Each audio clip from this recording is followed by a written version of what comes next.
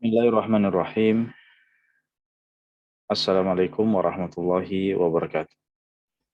Waalaikumsalam warahmatullahi wabarakatuh. Alhamdulillahi wa kafa wa sallallahu wa sallam wa baraka ala nabiyina Mustafa wa ala alihi wa ashabihil mustaqbilina syarafa amma ba'd.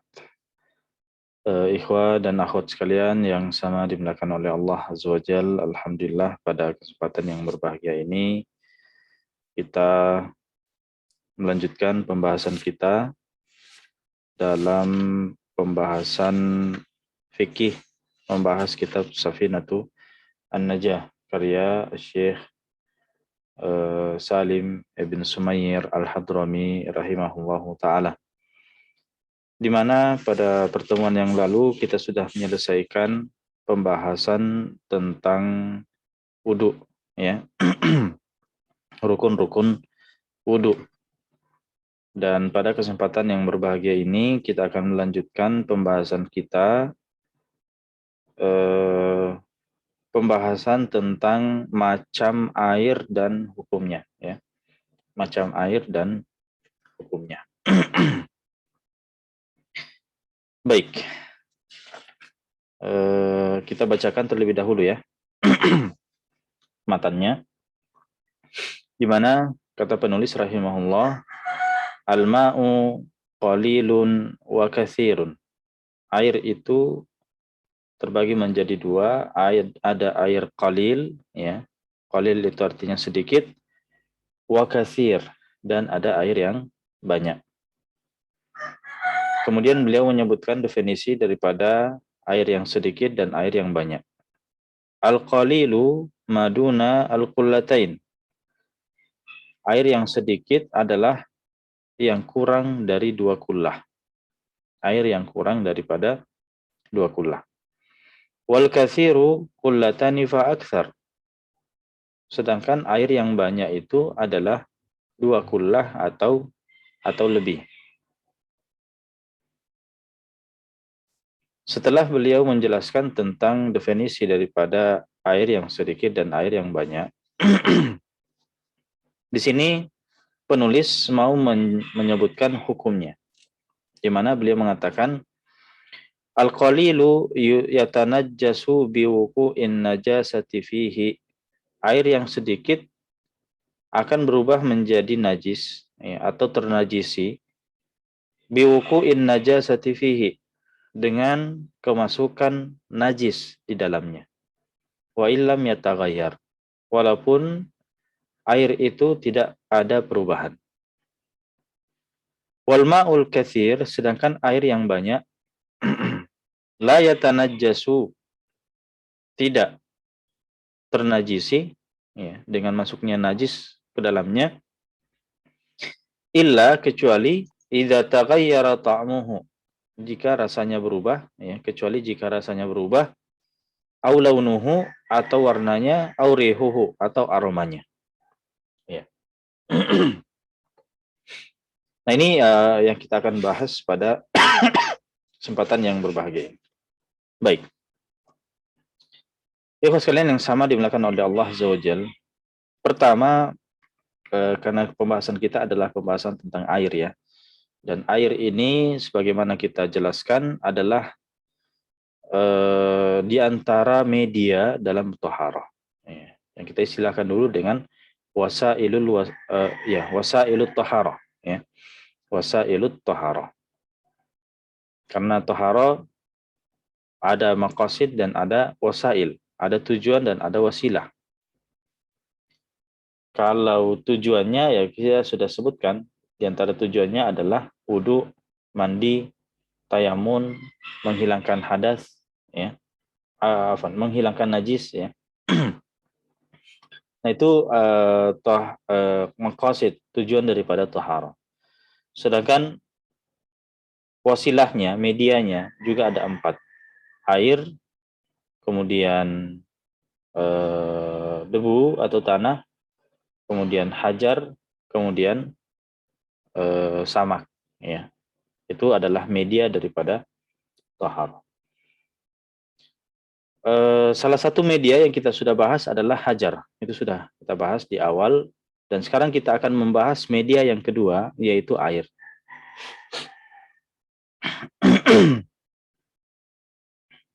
Nah, apa yang dimaksud dengan air? Ya, sebagian ulama memberikan definisi tentang air, ya, bahwa al-ma'u huwa sa'ilun syaffafun latifun. Jadi air itu adalah zat cair yang lembut, ya, dan tidak berwarna. Yatalawwanu bilaunil ina, yang dapat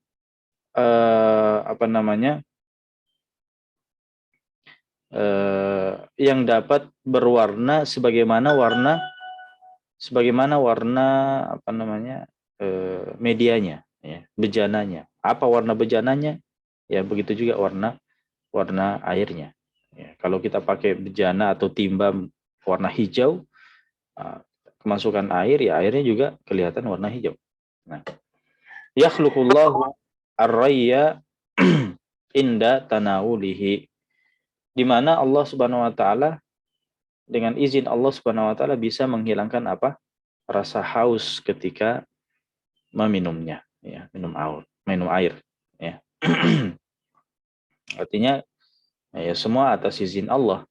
Seseorang itu kalau minum air tidak ada izin Allah, dahaganya hilang, ya bisa saja dia minum banyak air tapi dahaganya tidak hilang-hilang.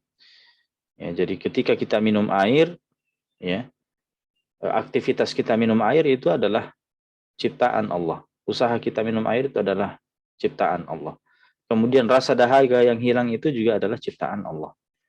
Nah, jadi yang menghilangkan haus, ikhwas sekalian, bukan air itu sendiri, ya, tapi Allah lah yang menciptakan hilangnya rasa haus. Ya, hilangnya rasa haus itu adalah ciptaan Allah Subhanahu wa taala. Baik. Itu definisi daripada air. Sedangkan pembagian air disebutkan oleh penulis di sini, ya, beliau mau membedakan dulu mana air yang sedikit, mana air yang banyak. Kenapa? Karena konsekuensi hukum daripada dua pembagian ini berbeda. Ya. Maka di sini beliau katakan bahwasanya al-ma'u qalilun wa katsir. Air itu terbagi menjadi dua, ada air yang sedikit, ada air yang banyak. Nah, kemudian beliau akan menjelaskan berapa batasan daripada banyak dan sedikitnya air itu. Ya, apa batasnya? Air itu dikatakan banyak dan air itu dikatakan sedikit. Makanya beliau di sini katakan bahwa al-qalilu, air yang sedikit itu adalah maduna al-qullataini, yang kurang dari 2 kullah. Ya, yang kurang dari 2 kullah. Jadi kullah itu ikhwas kalian yang dimuliakan oleh Allah, kullah itu adalah satu ukuran volume, ya. Kalau kita sama seperti liter.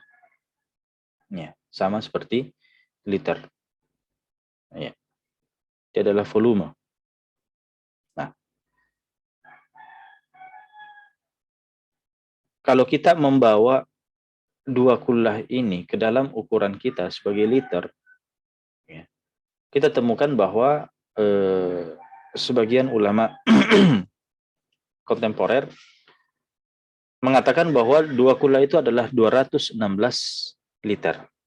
Ya, 216 liter. Berarti kalau kurang dari 216 liter ini, maka air itu dikatakan apa? Dikatakan air yang sedikit. Ya. Al-qalilu maduna al-qullatain. Air yang sedikit itu adalah yang tidak cukup 2 kullah. Berarti kalau airnya itu sudah cukup 2 kullah, maka itulah air yang banyak. Ya. Atau lebih daripada 2 kullah, maka itu adalah air yang banyak. Maka kata beliau, wal katsiru kullatani fa aktsar. Air yang banyak itu adalah 2 kullah atau lebih. Saya temukan di beberapa buku oleh ulama kontemporer, ulama Syafi'iyah, mengatakan bahwa 2 kullah itu lebih ya dari 216 liter. Ada yang mengatakan 245 liter. Ada yang mengatakan seperti itu. Tapi yang tahu saya pegang selama ini ya adalah 216 liter. Ya. Ada juga yang mengatakan bahwa 2 kula itu kalau dibawa ke ukuran berat, ya, yaitu dibawa ke ukuran gram, maka totalnya adalah 204 kilogram. Ya, 204 kilogram. Ini ternyata ada perbedaan di kalangan ulama kontemporer tentang berapa ukuran 2 kullah ini. Karena 2 kullah ini kan ukuran ulama dahulu, ya. Nah, beda dengan hari ini, orang kalau volume memakai liter, kemudian kalau berat memakai gram, ya. Sebetulnya perbedaan antara 216 liter dan 245 liter ini berangkat dari ukuran, ya, berangkat daripada ukuran wadah yang menampung 2 kullah itu. Ya. Karena sulit juga, ikhwas sekalian, untuk menilai suatu air itu 216 liter atau 245 liter, ya, sulit. Apakah kita menyiapkan liter, ya, alat ukur itu, kemudian kita hitung satu persatu sampai cukup 216 liter, baru kita bisa pastikan. Ini kan sulit juga. Sulit, ya. Maka dipakailah cara mengetahui ukuran daripada wadah, ya, tempat air itu. Nah, maka di sini kemudian disebutkan oleh ulama Syafi'iyah, tergantung dari bentuk wadahnya, ya. Kalau wadahnya itu adalah persegi, ya, artinya kubus yang punya panjang, lebar, dan dalam, ya, maka ada yang mengatakan ukurannya adalah 1 zira. Bukan 1 zira, 1/4 zira. 1/4 zira. Apa itu zira? Zira itu adalah panjang dari ujung jari ini ke siku. Ini namanya, ya, ini namanya zira. Nah, masalahnya zira ini kan setiap orang berbeda-beda. Ada yang panjang tangannya, ada yang agak pendek, ya. Nah, siapa yang menjadi patokan di sini? Maka patokannya adalah orang dewasa. Orang dewasa. Maka diperkirakan 1/4. 1/4 itu artinya 1 zira ini ditambah seperempatnya. Seperempatnya. Berarti ini dibagi 4, kemudian ditambah 1 kali. Ya. Jadi misalnya ini berapa panjangnya, kemudian dibagi 4, ya. 1/4-nya itu ditambah. Maka 1 zira seperempat. Atau 1/1/4 zira.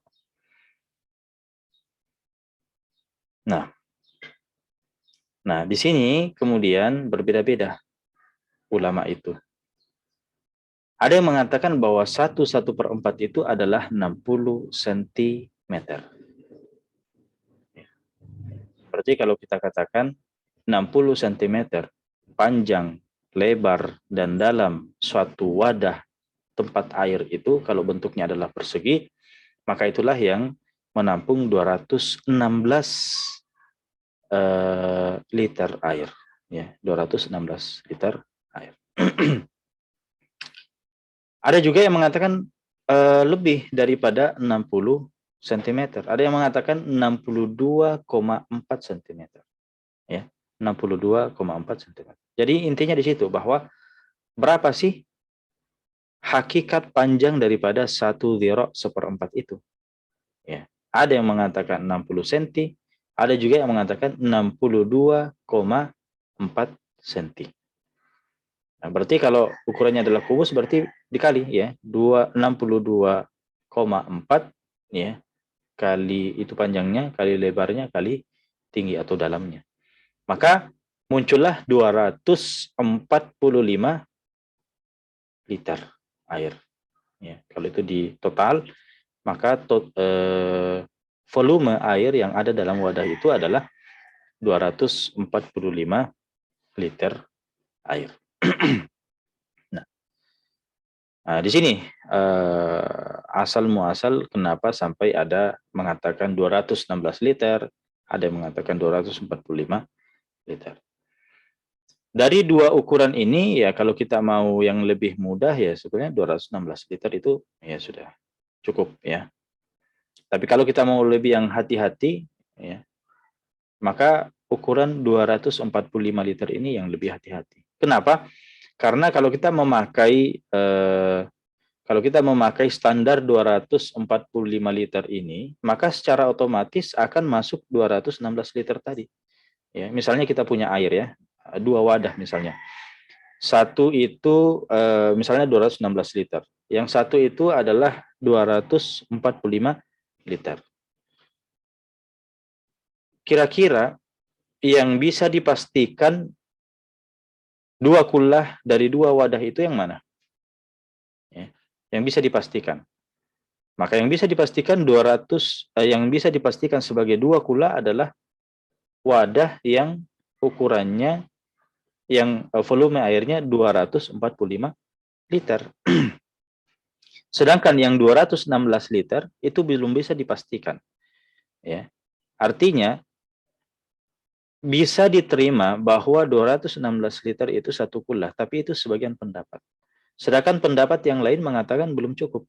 Artinya yang 245 liter ini disepakati oleh para ulama bahwa dia sudah cukup berapa? Dia sudah cukup dua kullah. Sedangkan 216 liter ini masih diperselisihkan.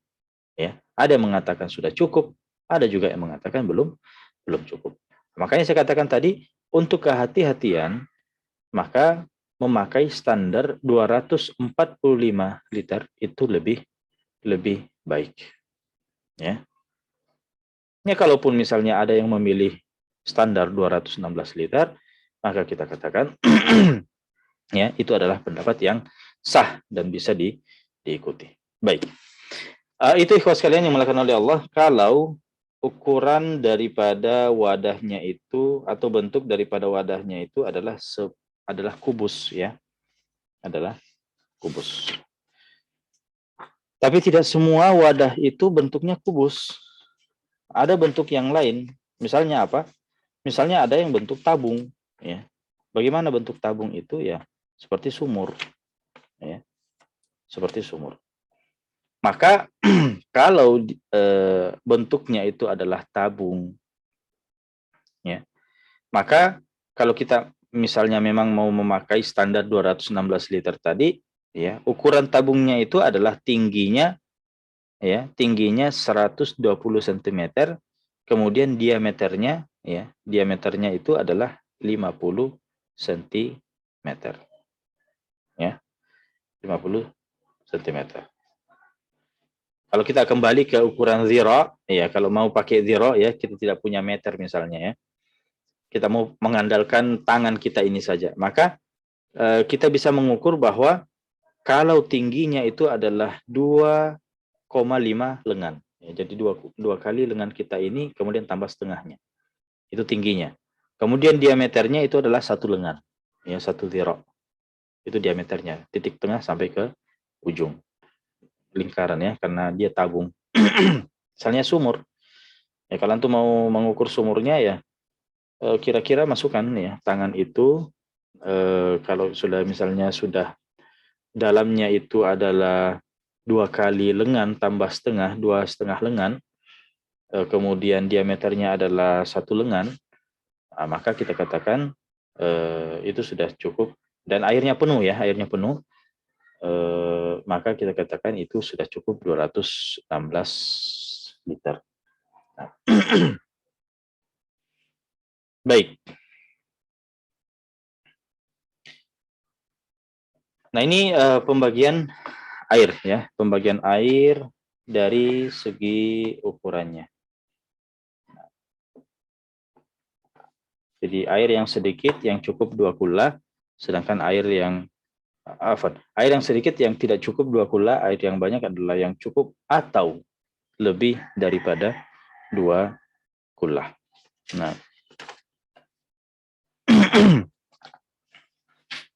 sekarang di sini selanjutnya penulis menyebut satu dari 4 macam air.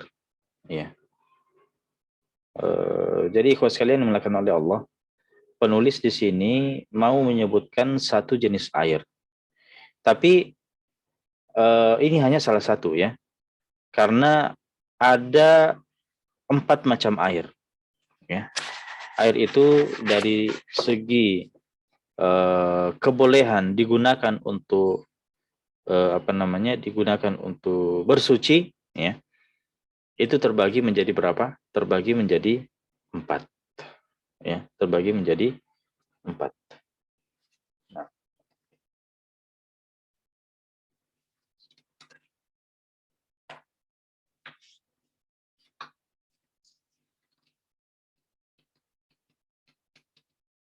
Ya.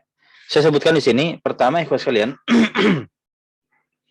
jenis air yang pertama. Jadi sebelum kita melanjutkan ke pembahasan yang disebutkan oleh penulis di sini ya, saya mau menjelaskan terlebih dahulu jenis-jenis atau macam-macam air. Ya. Karena yang disebutkan oleh penulis di sini adalah salah satu jenis air. Dan beliau tidak menyebutkan macam yang lainnya atau jenis yang lain. Saya sebut dulu yang tidak disebutkan oleh penulis. Yang pertama ada namanya air mutlak. Ya. Yang pertama ada namanya air mutlak. Apa air mutlak itu? Air mutlak adalah air yang tetap sesuai asal bentuknya. Ya. Jadi sebagaimana aslinya air itu. Ya, jadi air itu punya bentuk asli. Selama sesuai dengan bentuk aslinya, maka itulah namanya air mutlak. Ya. Dan air mutlak ini, kalau kita mau lihat macamnya, ya, air mutlak. Ya, jadi air mutlak ini masih terbagi ya, macam-macam air mutlak. Itu ada 7. Ada 7 macam air. Yang pertama ada air hujan. Kemudian yang kedua adalah air, ya, ada yang mengatakan salju, ada yang mengatakan embun, ya. Kemudian ada es, ya, cairan es maksudnya, ya, es yang mencair. Kemudian ada air laut, yang keempat. Yang kelima ada air sungai. Kemudian yang keenam ada mata air. Dan yang ketujuh adalah air sumur. Ya.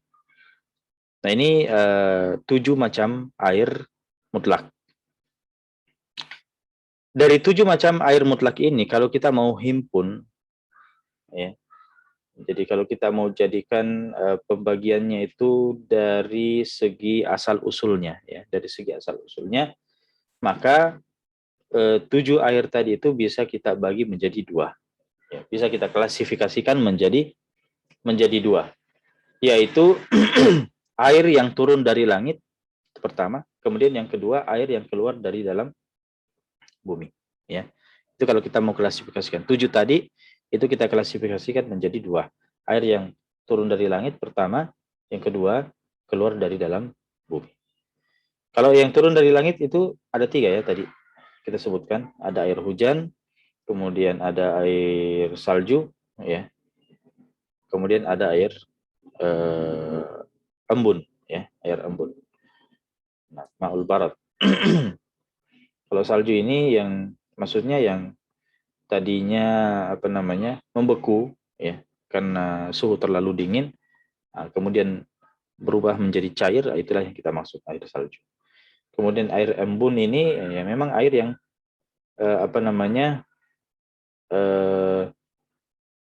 yang ada di malam hari kemudian menjadi embun, ya. Ya juga karena pengaruh dingin. Nah, kemudian berkumpul, ya kita biasa lihat di misalnya di cermin, di kaca, ya. Nah, itu ketika dikumpulkan, nah itu menjadi banyak air embun. Sedangkan air yang keluar dari bumi, ya, itu ada 4 tadi kita sebutkan: air sumur, air laut, air sungai, dan air mata air. Nah ini kesimpulan daripada macam air yang diambil dari banyak dalil-dalil. Ya, kalau air yang yang turun dari langit, ya secara umum disebutkan dalam surah Al-Anfal, ya, wa yunazzilu 'alaikum minas sama'i ma'al yutahhirakum bihi. Allah Subhanahu wa taala menurunkan kepadamu hujan, ya, dari langit untuk mensucikan kamu dengannya. Nah, air hujan. Baik. Dan masih banyak dalil-dalil yang lain yang bisa menguatkan apa yang kita sebutkan tadi. Baik, nah itu ikhwas sekalian yang dimuliakan oleh Allah berkaitan dengan air mutlak, ya. Macam-macam air mutlak. Nah, apa hukum air mutlak ini? Air mutlak ini adalah suci, ya. Air mutlak ini adalah suci dan mensucikan. Thahirun mutahhirun. Apa maksudnya? Ya, maksudnya suci artinya zatnya air itu adalah suci, ya. Artinya bukan najis, bukan najis. Kemudian apa yang dimaksud dengan mensucikan? Tadi kita katakan dia adalah tahir, mutahhir, dia adalah suci, mensucikan. Kalau suci berarti zatnya. Kalau mensucikan apa maksudnya? Mensucikan di sini maksudnya adalah bisa dipakai untuk bersuci, ya, mengangkat hadas dan menghilangkan najis. Itu yang dimaksud dengan apa? Itu yang dimaksud dengan mensucikan, ya. Sebagai fungsinya wasilah taharah, ya. Fungsinya sebagai wasilah taharah. Nah, yang bisa dipakai untuk mengangkat hadas, baik itu hadas kecil dengan wudhu, hadas besar dengan mandi, dan bisa dipakai untuk menghilangkan najis, yaitu dengan istinja. Nah, baik. Ini yang pertama, ikhwas sekalian melakukan oleh Allah, macam air yang pertama, yaitu air mutlak. Sekarang ada jenis air yang kedua. Jenis air yang kedua ini adalah air yang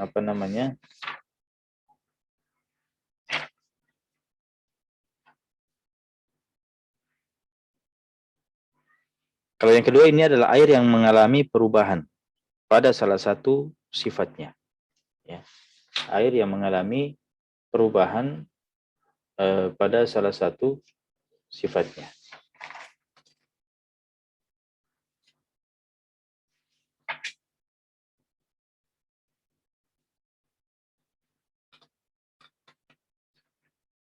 Ya.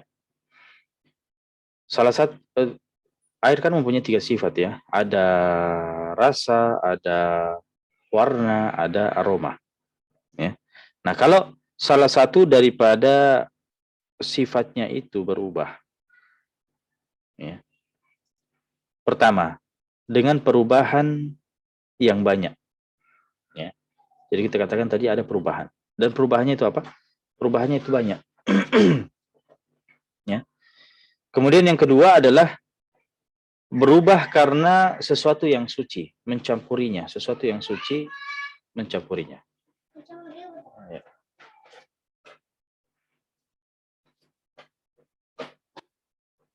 Kemudian yang ketiga,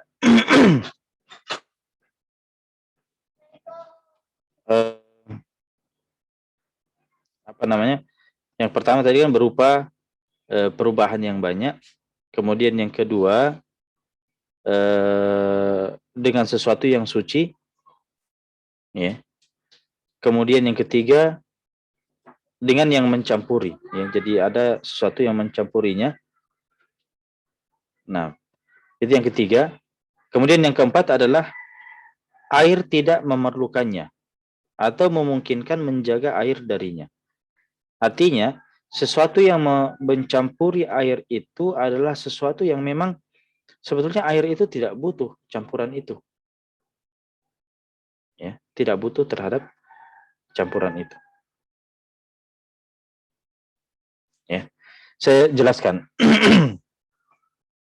bahwa air yang berubah ini pada salah satu sifatnya rasa, warna, atau aroma ya. Tadi kita katakan pertama berubah dengan perubahan yang banyak. Apa yang maksudnya perubahan yang banyak? Ikut sekalian.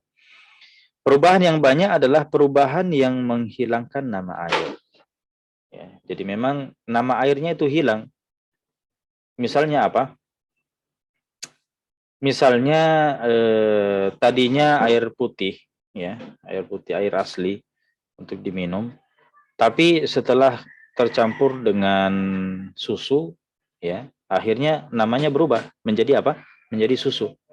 Ya. Kena dicampur dengan teh, namanya berubah, bukan air minum lagi, bukan air asli lagi, tapi air apa? Air teh. Dicampur dengan kopi misalnya, maka namanya berubah menjadi apa? Menjadi kopi. Itu yang kita maksud tadi sebagai apa? Sebagai perubahan yang menghilangkan nama air. Maka di sini apa namanya? Kita katakan bahwa ada perubahan yang banyak.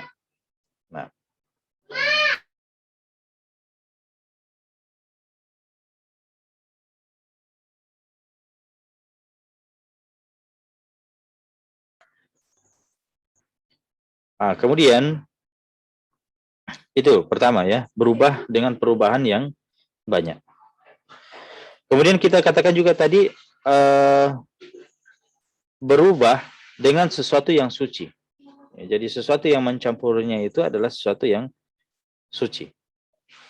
Nah, artinya bukan najis. Ya. Beda halnya kalau yang mencampurinya itu adalah najis. Nanti kita akan bahas. Itulah yang disebutkan oleh penulis. Kalau mencampuri air itu adalah najis, maka itu yang akan dibahas oleh penulis. Tapi yang kita bahas sekarang ini adalah air yang berubah ya, dengan pada salah satu sifatnya karena bercampur dengan sesuatu yang suci. Ya, tadi kan kita sebutkan misalnya apa? Misalnya ada gula, ada teh, ya, ada susu. Apa hukum gula, teh, susu itu? Ya, dia adalah suci, dia bukan najis. Ya, dia bukan najis.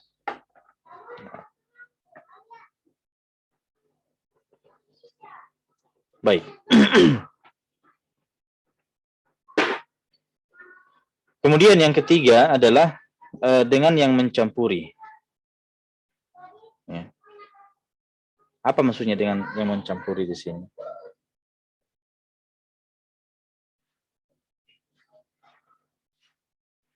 Maksudnya adalah yang mencampuri air itu adalah sesuatu yang tidak bersatu dengan air. Ya, tidak bersatu dengan air. Beda halnya kalau misalnya kita punya air ya, kita punya air, kemudian kemasukan dalam air itu misalnya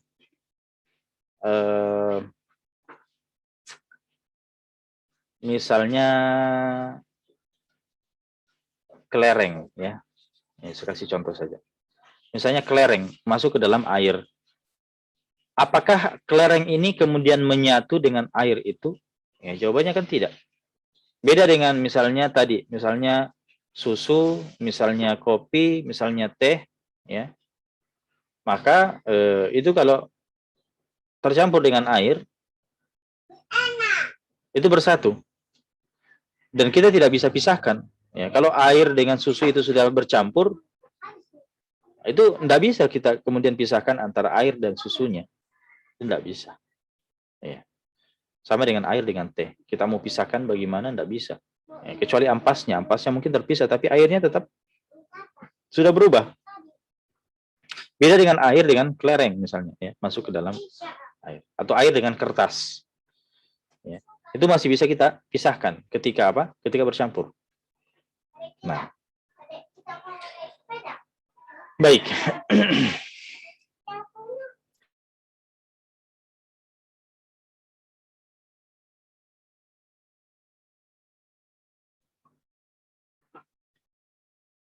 kemudian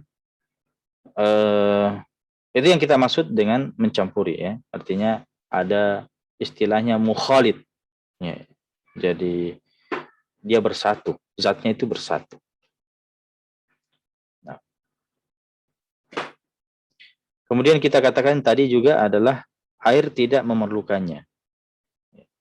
Ya, karena sebetulnya ya air itu kaitannya dengan misalnya air dengan susu ya. Tidak selamanya air itu harus dicampur dengan susu. Ya. Kecuali kalau kita mau memang minum susu ya mungkin kita campur dengan air. Tapi kan air itu pada dasarnya tanpa adanya susu pun ya bisa dikonsumsi. Bisa dipakai ya. Kecuali kalau seseorang itu mau minum susu ya dicampur dengan susu. Nah, itu maksudnya. Baik. Nah, kalau statusnya air seperti ini, air itu bercampur dengan sesuatu yang suci dan merubah salah satu daripada sifatnya. Nah, maka hukumnya adalah pertama, air ini tetap suci. Ya. Dari segi zatnya air ini tetap suci. Kenapa? Karena bercampur dengan sesuatu yang suci. Artinya bisa dikonsumsi. Ya, air susu tadi ya bisa diminum, air teh bisa diminum, air kopi bisa diminum, ya. Itu bukan najis. Tapi dalam hal dalam hal toharoh, ya, mengangkat hadas, menghilangkan najis, apakah bisa dipakai untuk bersuci? Tidak. Ya. Hukumnya adalah tidak bisa dipakai untuk bersuci. Artinya dia suci tapi tidak bisa mensucikan. Ya, itu maksudnya. Nah, baik. Ini jenis air yang kedua. Baik. Kita pindah jenis air yang ketiga. Jenis air yang ketiga ini adalah air yang sudah terpakai untuk air yang sudah terpakai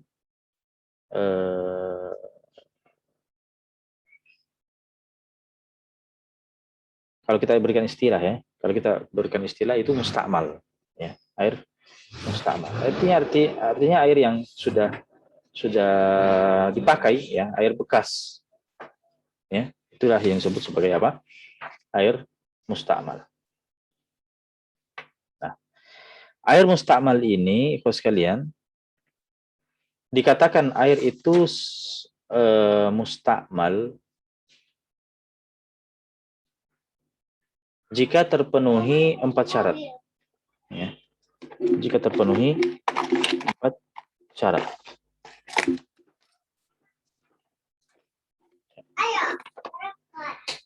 Perhatikan. Jadi air itu dikatakan mustakmal ketika terpenuhi 4 syarat.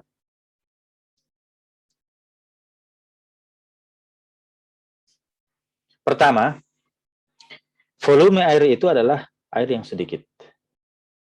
Ya. Air yang sedikit itu berapa? Kurang dari 2 kula. Ya, terserah kita mau pakai standar yang mana. Kalau kita mau pakai standar 245, berarti kurang dari itu adalah air yang sedikit. Ya. Atau kita mau pakai 216 liter, berarti kurang dari itu adalah air yang sedikit. Berarti kalau misalnya airnya itu adalah banyak, 2 kula atau lebih, ya, maka tidak dihukumi sebagai air yang mustakmal. Ya. Kecuali kalau ada perubahan dalam salah satu sifatnya.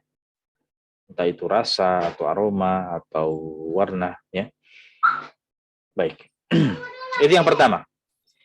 Kemudian yang kedua, air itu digunakan untuk toharoh yang wajib. Ya.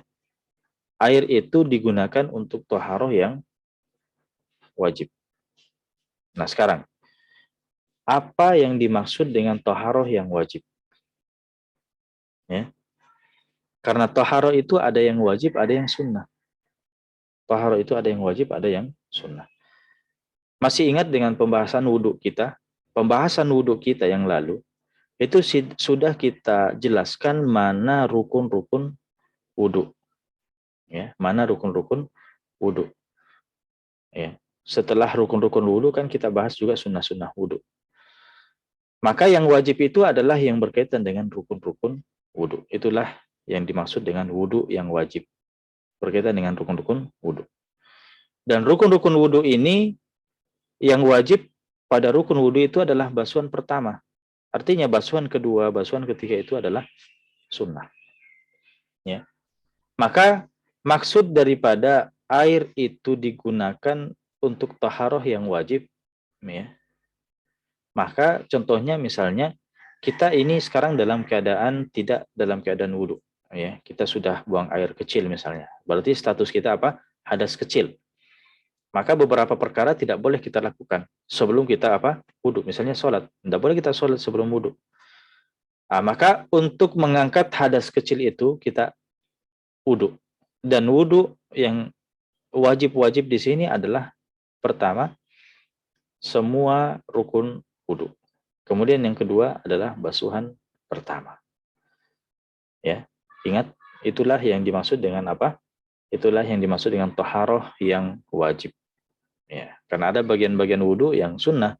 Kemudian basuhan kedua, basuhan ketiga juga adalah sunnah. Saya kasih contoh, misalnya ya, anggota wudhu yang kita sudah sebutkan pada rukun-rukun wudhu adalah membasuh atau mencuci muka, ya, mencuci muka. Maka ketika seseorang itu mencuci muka, ya, air yang bertetesan dari mukanya itu pada basuhan yang pertama, itulah yang dikatakan sebagai air mustamal. Ya, air yang mustamal. Maka sisa-sisa air itu dari basuhan pertamanya kepada muka itu tidak bisa dikumpulkan kemudian dipakai berwudhu lagi. Itu tidak bisa. Ya, tidak bisa. Kenapa? Karena itu adalah taharah yang wajib. Ya, beda halnya kalau misalnya di awal wudhu ya dia cuci tangan, ya, cuci tangan sampai pergelangan. Apa hukum cuci tangan sampai pergelangan? Itu hukumnya adalah sunnah. Hukumnya adalah sunnah. Maka sisa-sisa air untuk mencuci tangan yang sifatnya sunnah tadi, apakah sisa-sisa air itu dikatakan sebagai air yang mustakmal? Tidak.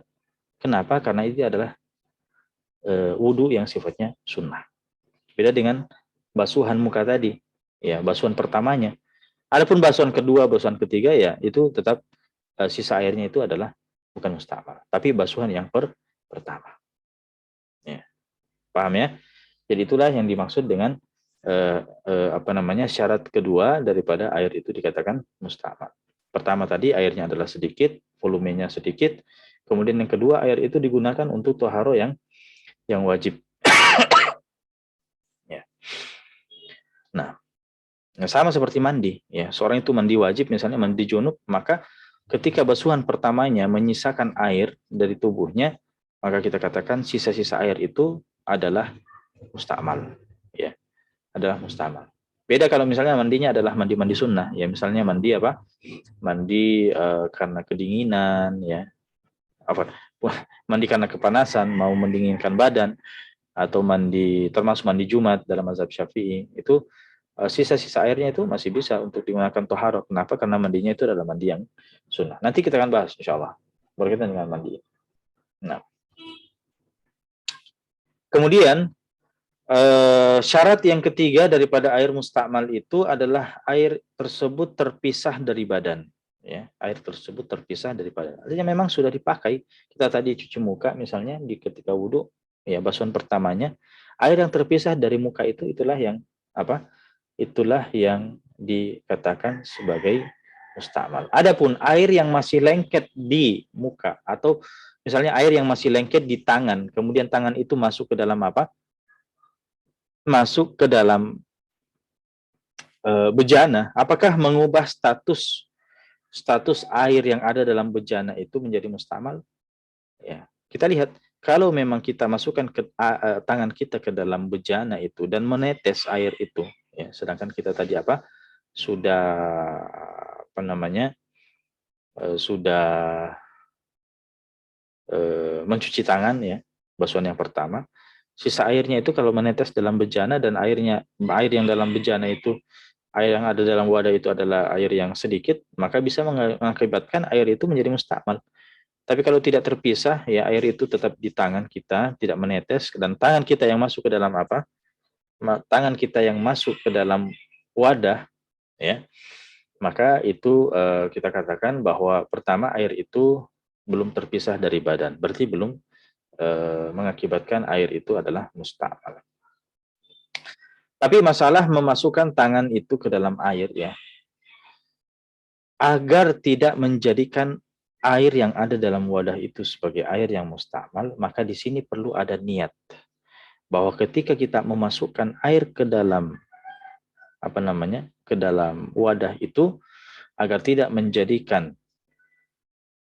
air dalam wadah itu sebagai air yang musta'mal, maka perlu ada namanya niat iktiraf. Ya, apa itu niat iktiraf? Niat untuk menjadikan tangan sebagai alat mengambil air. Jadi ketika kita menciduk air dari bejana, ya, agar tidak menjadikan air yang ada dalam bejana itu sebagai air musta'mal, maka perlu adanya niat ketika kita menciduk, ya, bahwa saya niatkan ini sebagai apa? Sebagai menciduk air, bukan aktivitas wudhu itu sendiri, ya. Nah, jadi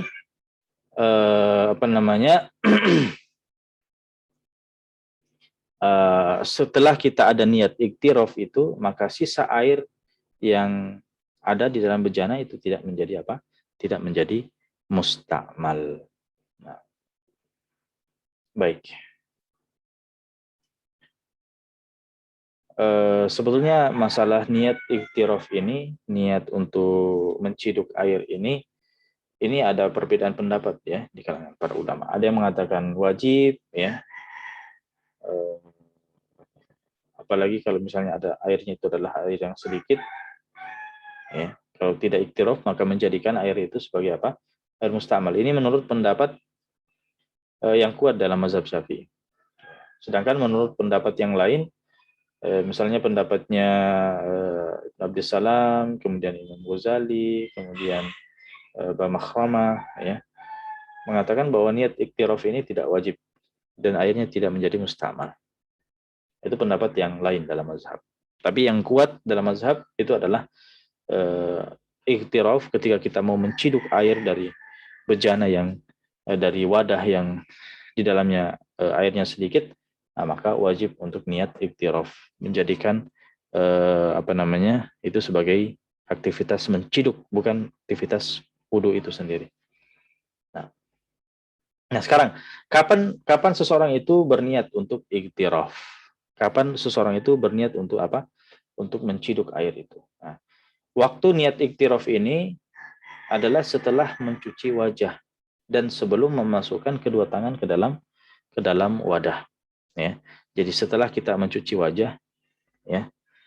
Nah, kan setelah kita mencuci wajah ini sisa-sisa air itu ada, kan?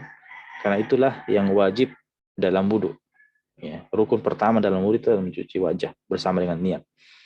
Nah, jangan sampai sisa air itu yang kemudian kita masukkan kembali dalam wadah. Nah, maka sebelum memasukkan dalam wadah, disitulah kemudian kita berniat bahwa saya menciduk air. Ya, bukan aktivitas wudhu itu sendiri. Baik, ikhwan sekalian melakukan oleh Allah, ini tentang musta'mal. Nah, hukum air musta'mal ini dia suci. Pertama, dia suci, bisa dipakai untuk aktivitas yang lainnya, misalnya cuci baju dan seterusnya, tapi tidak mensucikan, ya. Air musta'mal itu tidak bisa dipakai lagi untuk berwudu, ya, tidak bisa lagi digunakan untuk mengangkat hadas atau menghilangkan najis. Nah, baik. Nah, sekiranya air itu telah berubah menjadi musta'mal, sekiranya air itu berubah menjadi musta'mal, apa yang kita lakukan untuk menjadikan air itu kembali menjadi mutlak, air mutlak? Satu-satunya cara adalah menambah volume air itu, ya, menambah volume air itu mencapai 2 kullah, ya, menjadikannya sebagai air yang banyak, ya. Karena kan kita katakan tadi bahwa dia menjadi air mustamal ketika terpenuhi di antara syaratnya adalah dia adalah air yang sedikit.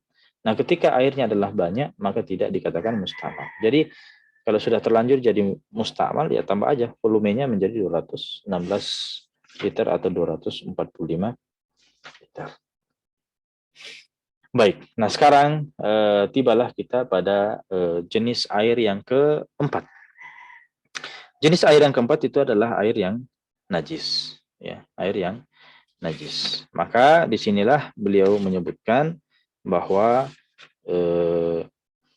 ketika air yang sedikit itu kemasukan najis, ya, air yang sedikit itu kemasukan najis.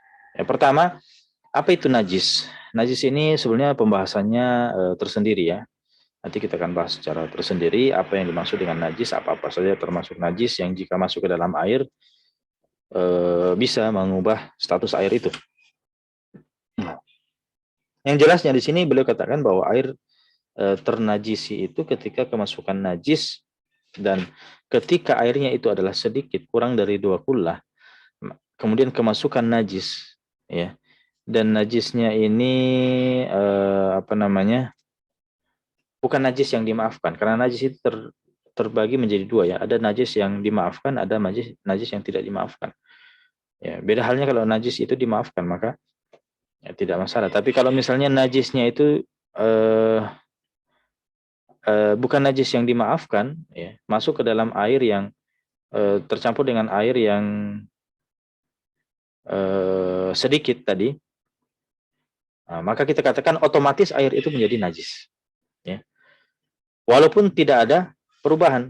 Ya, makanya di sini beliau katakan wa illam yataghayyar, walaupun tidak ada perubahan. Ya. Dari segi baunya sama, dari segi warnanya juga sama, aroma juga sama, ya. Tidak ada perubahan. Ya, tapi kita sudah jelas mengetahui bahwa dalam air itu tadi ya misalnya terpercik ke dalamnya najis.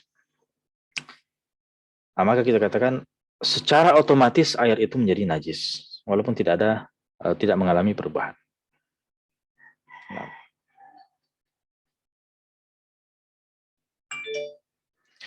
Baik. Tapi kalau misalnya airnya itu adalah banyak. Ya, airnya itu adalah banyak.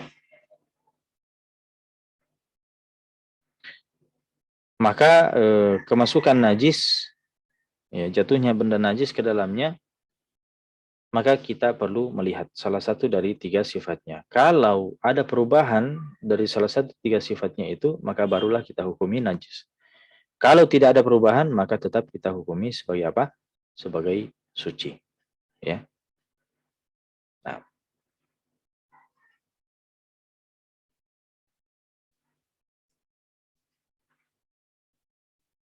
Baik. Kemudian kalau misalnya air itu sudah berubah menjadi najis, bagaimana caranya menjadikan air itu menjadi suci? Ya, bagaimana caranya menjadikan air itu menjadi suci? Caranya adalah sama dengan air mustamal tadi, yaitu mencukupkan ukurannya menjadi dua kullah, ditambah volumenya. Ketika volumenya itu sudah ditambah dan salah satu sifat yang berubah tadi kembali menjadi normal, artinya tidak berubah, tidak ada perubahan lagi, maka kita katakan airnya itu suci. Ya, misalnya tadi 2 kula, airnya memang sudah 2 kula ya, kemudian kemasukan najis dan ada perubahan pada bau. Untuk menjadikannya suci adalah tambah volumenya ditambah. Kalau baunya itu sudah tidak ada lagi, maka kita katakan airnya menjadi suci. Ya. Tapi bagaimana kalau misalnya airnya bau, kemudian kita campur dengan minyak wangi, akhirnya baunya itu ya terkalahkan. Maka kita katakan tetap hukumnya adalah tidak suci. Kenapa? Karena hilangnya bau pada air itu pada dasarnya eh, itu hanya menutupi baunya, ya. Jadi bau itu hilang karena tertutupi saja, bukan karena apa? Bukan karena menjadi suci, ya. Jadi tidak ada cara yang lain kecuali menambah volume air itu sampai perubahan yang terjadi pada salah satu sifatnya kembali menjadi normal. Nah, Sedangkan hukum air najis ini ya jelas ya bahwa air najis ini ya tidak suci ya, namanya saja najis ya berarti tidak suci. Nah, apakah bisa dipakai bersuci ya lebih-lebih tidak bisa. Ya, justru menajisi badan ketika dipakai untuk bersuci. Pakai wudhu ya justru badan kita semakin najis. Nah, bahkan tidak boleh ya, tidak boleh menggunakan air najis ini atau najis secara umum tidak boleh kita gunakan kecuali ada hajat, ya, kecuali ada hajat, keperluan. Kalau tidak ada hajat maka tidak boleh, ya, tidak boleh. Nah, kecuali kalau dipakai untuk sebagai konsumsi daripada binatang, ya ada misalnya ada binatang yang butuh minum, ya misalnya ya, airnya adalah air yang najis, maka boleh diberikan. Nah, baik, ikhwas sekalian yang dimuliakan oleh Allah, sekira ini pembahasan kita berkaitan dengan air, ya, macam air dan hukumnya. Dan insya Allah pada pertemuan yang akan datang kita akan melanjutkan pembahasan kita tentang hukum mandi. Ya, baik. Sampai di sini, ikhwas sekalian, ada yang ingin ditanyakan? Fadhol, di kolom chat ada pertanyaan? Tidak ada? Silakan, yang mau bertanya, Fadhol. Afwan Ustadz, kalau Ya. terkait pembatal wudhu bisa ditanyakan Ustadz? Pembatal wudhu, kita belum masuk pembatal wudhu. Kita akan bahas secara khusus nanti insya Allah. Tapi tidak apa-apa kalau ada yang mau ditanyakan. Nah, Fadhol. Oh iya, iya Ustadz. Ya, pertanyaannya itu Ustadz, kan kita kalau sudah wudhu biasa itu masuk di masjid. Nah di masjid itu kan tidak dipungkiri banyak cicak. Nah kalau misalkan injak tai cicak Ustadz itu harus wudhu lagi atau tidak Ustadz? Karena Baik, ada yang pernah saya dengar bilang tidak perlu, cukup dicuci saja. baik. Apakah menyentuh najis itu adalah membatalkan wudhu? Tidak. Jadi di dalam pembatal wudhu kita tidak temukan nanti dalam pembahasan pembatal wudhu menyentuh najis, tidak. Hanya saja ketika kita ingin sholat, kita dipersyaratkan bersih dari najis pada pakaian, pada tubuh, pada tempat sholat. Itu dipersyaratkan suci dari najis. Berarti kalau kita misalnya sudah wudhu, mau sholat, kena najis, maka yang kita butuhkan adalah mencuci najis itu saja, ya, sebagai persiapan masuk ke dalam sholat. Karena di sholat yang dipersyaratkan suci dari najis, ya. Apakah membatalkan wudhu? Tidak, tidak membatalkan wudhu. Nah, Oh iya, nah Ustadz, syukron Ustadz. ya, ya, barakallahu fiik. Ada yang lain? Silakan.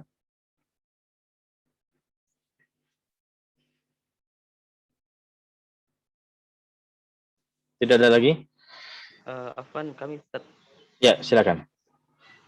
ya, yang kami tanyakan itu terkait dengan air mutlak, di mana tadi disebutkan bahwa air mutlak maksudnya adalah air yang suci dalam dirinya dan tidak menjadi najis karena sesuatu yang menimpanya. Ya. Jadi meskipun bagaimana hukumnya Ustaz bila air mutlak ini tertimpa oleh misalnya najis Ustaz? Ya. Apakah menjadi najis juga atau bagaimana? Iya. Kalau air mutlak ini tertimpa najis, itulah tadi rumusnya yang disebutkan oleh penulis. Dilihat volumenya air mutlak itu bagaimana. Kalau dia adalah air yang banyak, ya kalau dia adalah air yang sedikit, maka otomatis air itu menjadi najis. Tapi kalau dia adalah banyak, maka dilihat salah satu dari tiga sifatnya. Kalau ada perubahan dari salah satu tiga sifatnya, maka hukumnya adalah najis. Kalau tidak ada juga perubahan, maka kita katakan tetap suci. Seperti itu, ya. Iya, sama satu lagi Ustaz. Iya. Bagaimana hukumnya bila kita temui ada salah satu di antara air mutlak ini, contohnya air sumur yang memiliki bau Ustaz. Baik. Jadi bagaimana hukumnya, bisa digunakan untuk bersuci atau bagaimana Ustaz? Ya.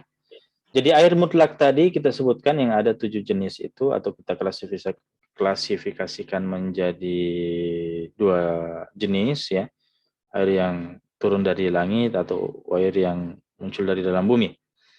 Tentunya kita katakan definisi mutlak tadi adalah air yang sebagaimana asli penciptaannya ya. Misalnya air laut, ya asli penciptaan air laut itu bagaimana? Itu kan rasanya asin ya, rasanya asin. Maka begitu juga dengan air yang lainnya, air misalnya air sungai ya, air sungai kan kita tahu bagaimana rasanya tawar, ya air sumur juga seperti itu. Dari segi baunya itu ya memang ada bau tanah seperti itu ya. Itu memang sudah sudah asal daripada air sumur ya. Asli penciptaannya seperti itu. Kecuali kalau namanya dia bercampur dengan sesuatu di dalam sumur itu dan namanya berubah ya, bukan lagi, kalau kita lihat ini bukan lagi air sumur namanya, air comberan misalnya ya. Berarti itu tidak layak untuk kita pakai bersuci ya. Selama apa? Tadi kita sudah jelaskan ya bahwa dia bercampur dan sampai kadarnya banyak pencampurannya dan namanya saja sudah berubah ya. Maka itulah yang kemudian kita katakan tidak layak digunakan untuk bersuci. Iya, syukron Ustaz. Nah, afwan. Sekali cukup ya. Barakallahu fikum wa jazakumullahu khairan. Kita cukupkan sampai di sini. Wassallallahu ala nabiyina Muhammadin wa ala alihi wasallam. Mudah-mudahan ada manfaatnya. Jazakumullahu khairal jaza. Ya, saya pamit undur diri. Assalamualaikum warahmatullahi wabarakatuh.